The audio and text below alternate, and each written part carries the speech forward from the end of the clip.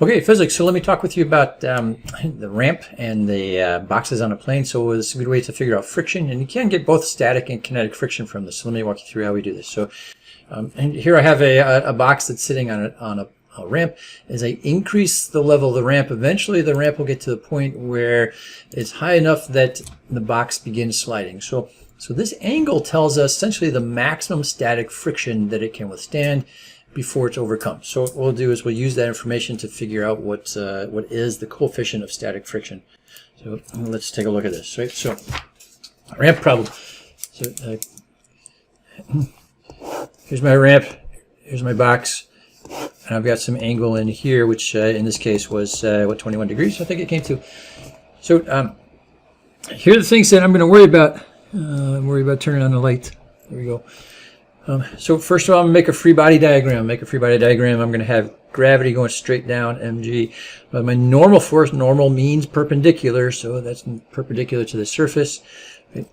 And I have static friction, which is going to be opposing the direction that it wants to move. So it's wanting to move down the plane, so my force of static friction must be going up the plane. Now on this ramp, since I'm interested in the direction of motion, I'm going to simplify it by making my axes. So I'm going to rotate this. So now I have my normal force pointing up. I'm going to have my force of friction pointing backwards, and now gravity is going off at an angle.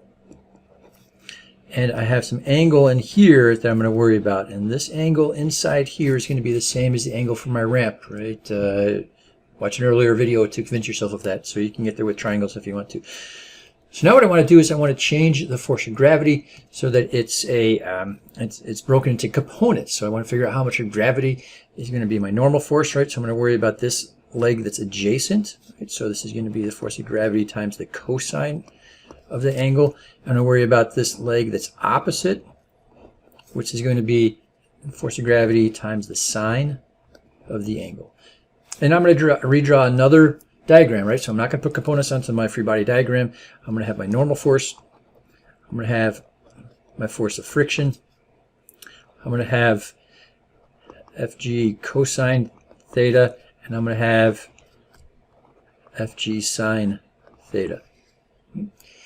So notice that these two are going to cancel, right? So it's not accelerating. And I'm going to think about this carefully. I'm going to say, well, this is the maximum angle I get to, and it just starts to slide. So I'm going to say at that point that it just starts to slide, these two are about equal. Right? So I'm going to set these two equal and opposite each other. So, or more importantly, I'm going to say, well, this is right before it begins to slide, so my acceleration, I'm going to say, is 0. So my acceleration is the sum of the forces over the mass. Right? I'm going to say this is 0, so my sum of my forces needs to add up to 0. So I'm going to say my force of friction is positive, and my force of gravity times the sine of the angle is going to be going the opposite direction, which is going to be negative. So let's do a little bit of math. Let's add up to 0 because it's stationary. So a little bit of math. Force of friction, which that's going to be. So our force of friction is going to be the coefficient times the normal force, and this is the maximum coefficient of static friction. And then it's going to be, I'm subtracting that from the force of gravity. I'll call it mg times the sine of theta.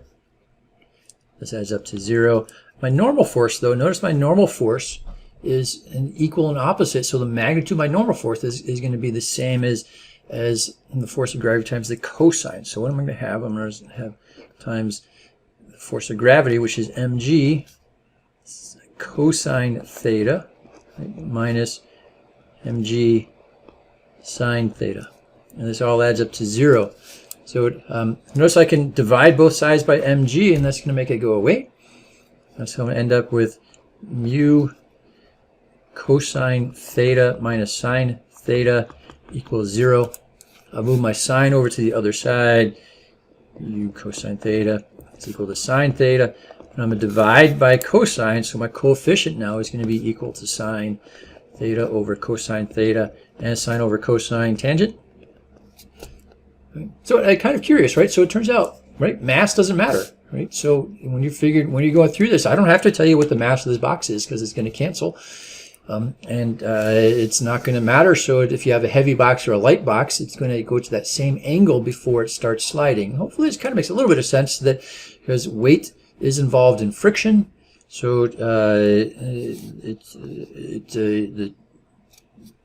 having weight involved in friction and weight involved in the amount of energy, of force that's pulling down the ramp. So the weight of those are competing against each other, and in the end, it doesn't matter. So anyway, interesting to get to, I guess, an elegant solution for something. So even without knowing the mass, you can figure out the angle. If you know the angle, you can figure out the coefficient, or if you know the coefficient, you can figure out the maximum angle it would go to.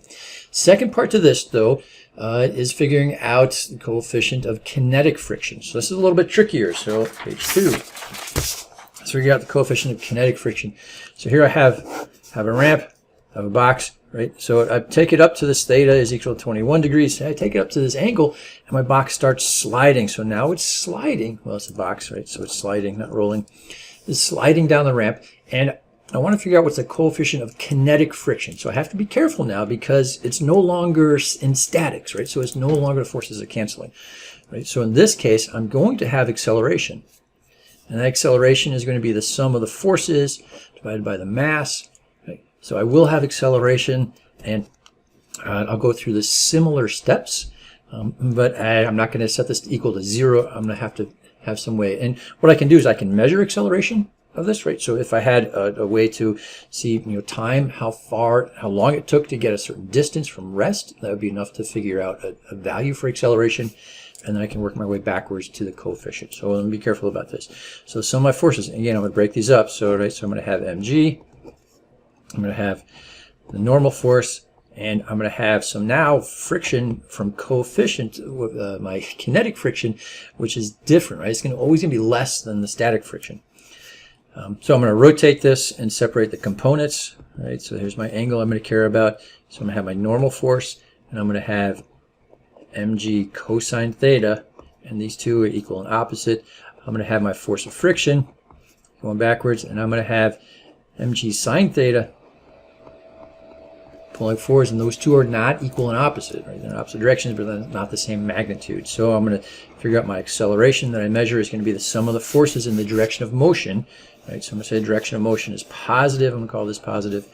So mg sine theta minus my force of friction, kinetic, divided by mass. My acceleration now, I can substitute mg sine theta. Force of friction is the coefficient times the normal force, but still my normal force is still equal to mg cosine theta. So I can put mg cosine theta, and I'll divide all of this by mass. So notice mass still cancels. So I still don't need to give you the mass for that. So I can factor out mass on the top, and it will cancel on the bottom. So my acceleration is going to be g sine theta minus mu g cosine theta. And depending on where you want to get from that, so if you're trying to get to mu, yeah, you can math your way there. If you're trying to get to the kinetic coefficient, you can math your way there.